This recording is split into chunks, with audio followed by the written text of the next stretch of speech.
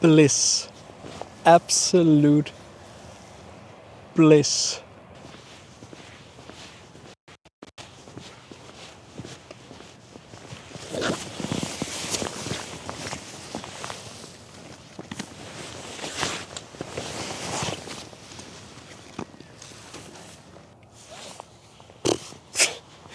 This is so good. This is so beautiful. Now, I found on one of the webcams back home that there's this sea mist out in the fjord right here, which is actually the sea here in Denmark. And when there's sea mist, then there's no horizon. And when there's no horizon, then it's really good to go to the sea and find some kind of foreground. So I've come to this little marina, as you can see right here.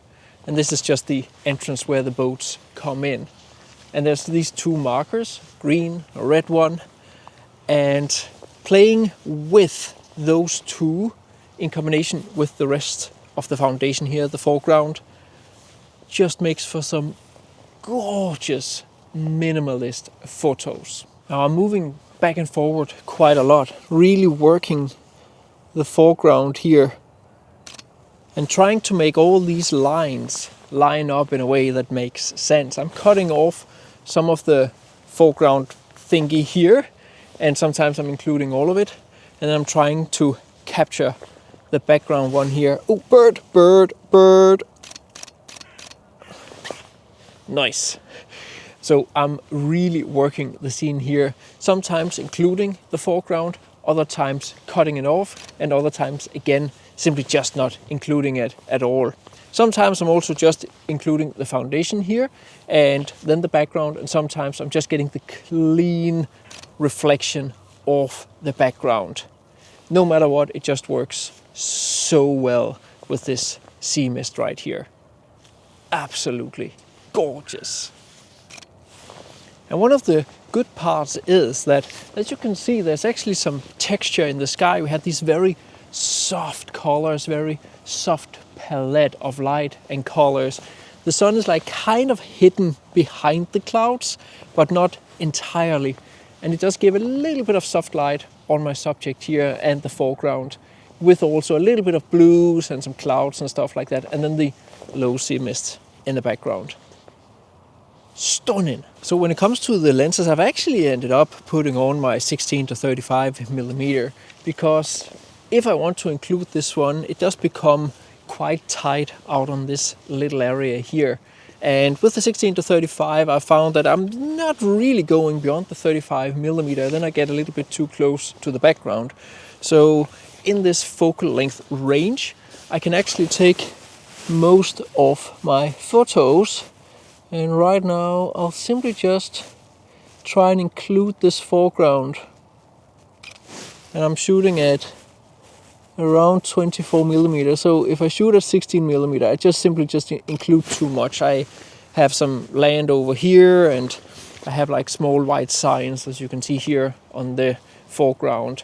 And it's simply just by zooming in, I simply just get rid of all that stuff, distracting stuff there in the foreground.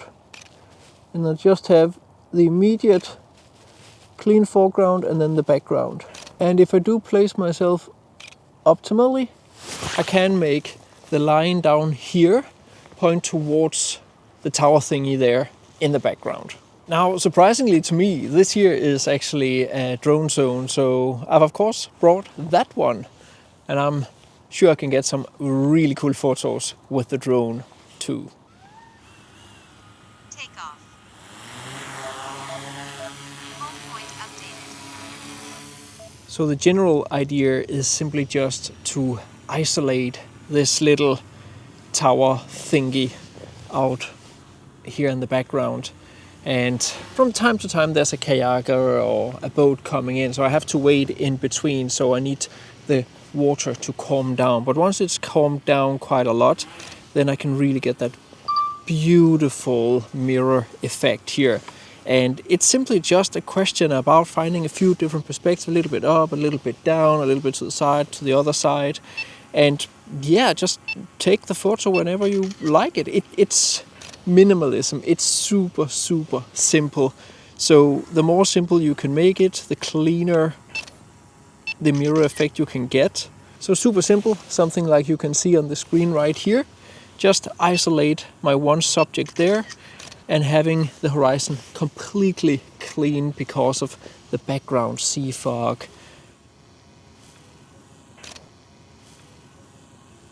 Looks so good.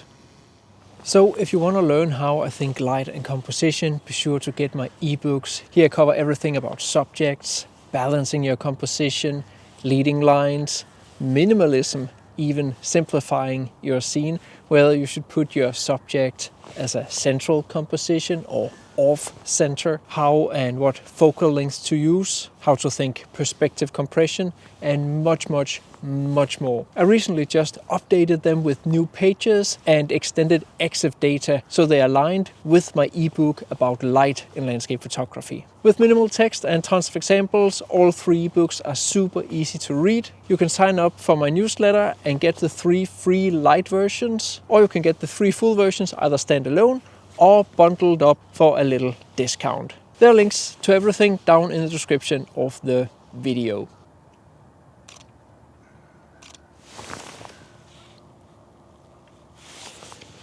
Now it's not uncommon that you see me run around being like, woo! And I am internally like really excited about these photos. I think they look so cool. They're not like really, landscape photography, but more like, I don't know, James Pops's style or something. But the atmosphere here is just so calm.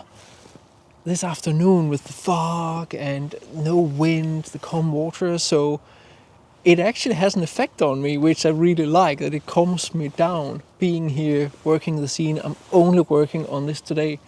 I absolutely love it. Absolutely love it. Need to be ready when the birds fly into the scene. Quite obvious to include them.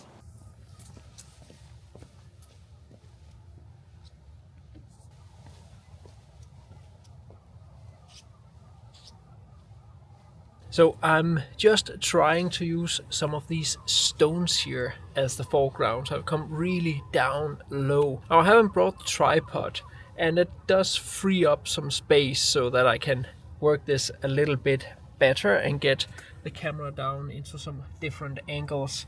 And I'm not sure I can get everything in focus optimally, so I am focus stacking this one and simply just focusing on like a foreground stone, and then we'll just take the photos all throughout the scene, and then hopefully I can stitch that together afterwards somehow. But it just looks so nice and calm and beautiful from down here too, and I really like the depth, the extra depth I get now that I bring in these stones here in the foreground. Wow. The light just came out and it's the most beautiful golden soft light onto the foreground and the little tower thing here. Like, as long as I don't have boats coming in obscuring the reflection, ruining the reflection, then this here is just love it. Who needs an epic landscape when you can get something like this here? Amazing.